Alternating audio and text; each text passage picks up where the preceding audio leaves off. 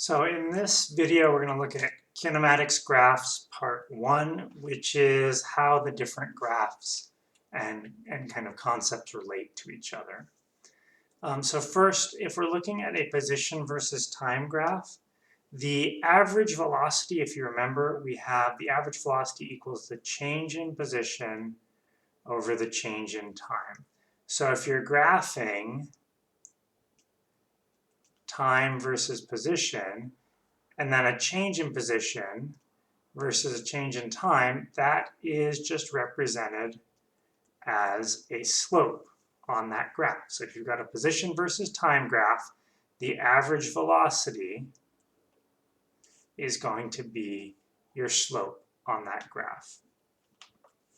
So as an example of that, let's just throw something down here and we'll call this position and this is time.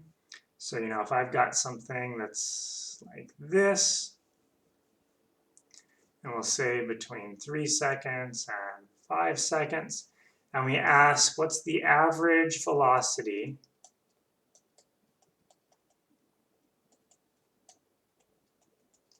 between t equals 3 seconds and t equals 5 seconds. And this will be time in seconds and position in meters. Well, we just need to trace up to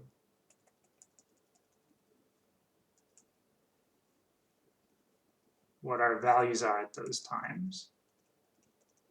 And we'll just say it's 2 meters and 4 meters. So then our average velocity would just be a change in 2 meters divided by change in 2 seconds. And so that would mean we get an average of 1 meter per second is our average velocity. Now, if this wasn't curvy and it was just, straight lines, it would be pretty easy to get that the average velocity and the actual velocity match. Okay, on a velocity versus time graph, the change in position is going to be, well, from before, we know that it's going to be the average velocity times the change in time, which if you think about that on a velocity versus time graph, velocity times time kind of gives you an area, right? The velocity times the time should give you an area. So this is represented by the area under the curve. And there's a better kind of calculus-based explanation for this, but at the moment, you can kind of just use the hand-wavy idea that it's velocity times time. Sorry. And where do you want to be here? To show an example of that. Sorry about kind of hopping back and forth, but if I have something like this,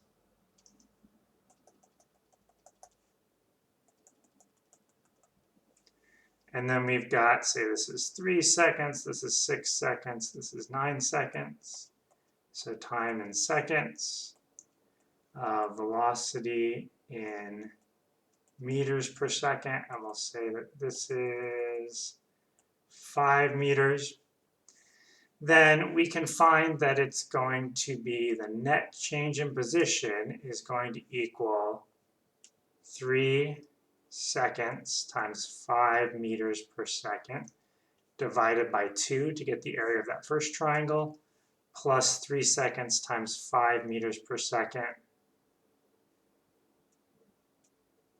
to get the area of that middle rectangle, plus another 3 seconds times 5 meters per second to get the last rectangle, which means we're going to have 2 of these triangles. So this is a total displacement of 30 meters.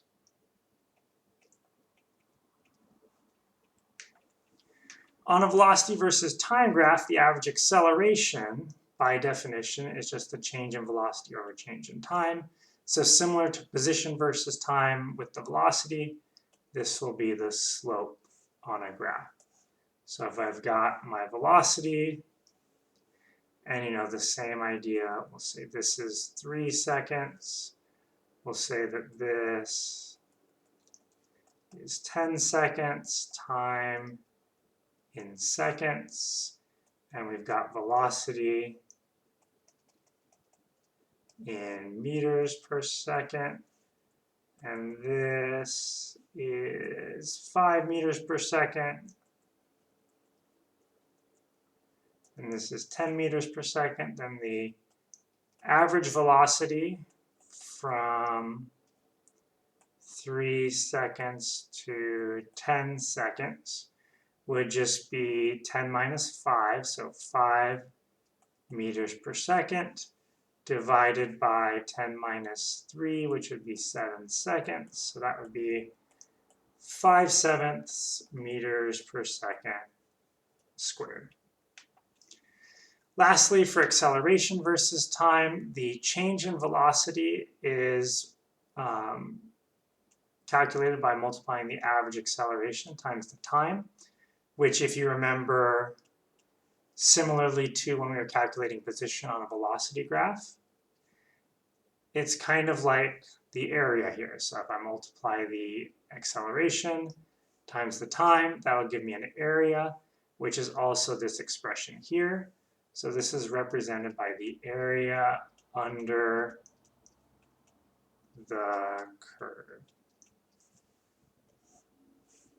So if I've got something like this, that will say, has that expression,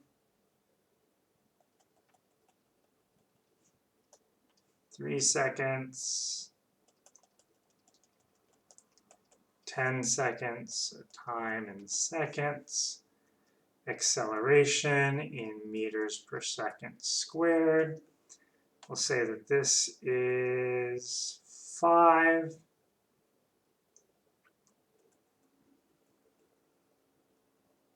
And this right here we'll call 6. So then we're going to have 5 meters per second squared times 3 seconds divided by 2 to get that first triangle. And then this trapezoid here will be 6 meters per second squared plus 5 meters per second squared divided by 2, and then times 7 seconds for the length. That'll give us 15 divided by 2 is 15 over 2 meters per second, and then 30 over 2 is 15. 15 times 7, I don't know what that is in my head, but 15 times 7 meters per second, and that's our total change in velocity there. So that's the basic idea here. We'll look at some kind of what more we can gather from this in our next video.